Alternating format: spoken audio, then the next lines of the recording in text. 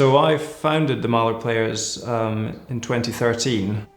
There's an extraordinary array of very talented orchestral musicians who live in the Highlands, and I wanted to provide an opportunity for them to make music together at a really high level. I think what is unique about Mahler Players is that you can get a real sense of how everyone really wants to be there. Whenever anyone turns up to rehearsal, it's like you're being reunited with your family, and everyone's got this shared goal of we want to put the best performance possible that we can get together.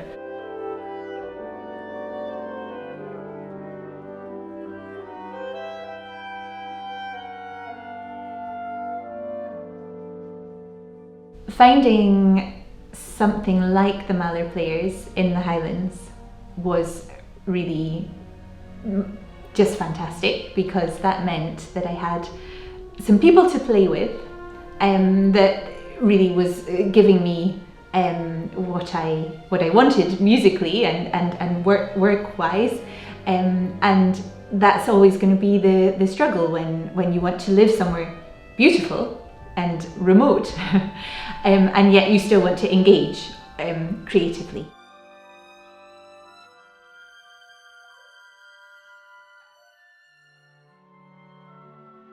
So the orchestra is called the Mahler Players because when we first started, most of our playing was dedicated to the music of Gustav Mahler. So we played chamber arrangements of many of his symphonies and his song cycles. People had sort of got to know who we were, at least in the Highlands, so we decided to stick with the name.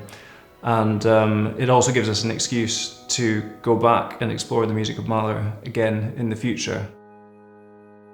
I love having a connection to the Highlands. I'm now a musician based in the Central Belt, but it is wonderful to still go up and perform as part of Mahler Players. Me being from the Highlands myself, it's lovely having a connection and a reason to go up there. When you work in the Highlands, you, apart from anything else, you're a little influenced by the fact of being there. From a personal point of view, I was brought up in the Highlands, and I was taught by a lot of the instrumentalists that are still in Mahler Players. So personally, it's a chance for me to then reconnect with those people that started my musical education. The orchestra often plays in fairly small venues, so although it is a chamber orchestra which is smaller, fewer players, the size of the orchestra in proportion to the space in which we're in is probably bigger than if you were having a full symphony orchestra playing in a huge hall. So that gives a real intensity to the experience for the audience. But when we then went on to play the first act of Die Walküre, that was even more so. We had three wonderful soloists, Peter Wedd, Claire Rutter and Jestin Edwards. And for the audience to be within sort of 6 to 8 feet of a Helden tenor is an experience that you don't often get.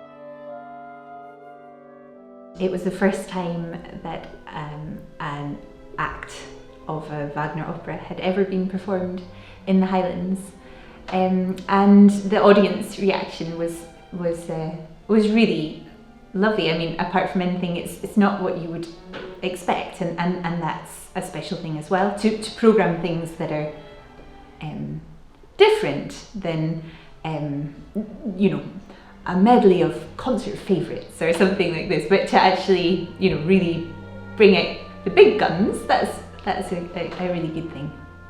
There's a real hunger in this part of the world for bold and innovative orchestral programming.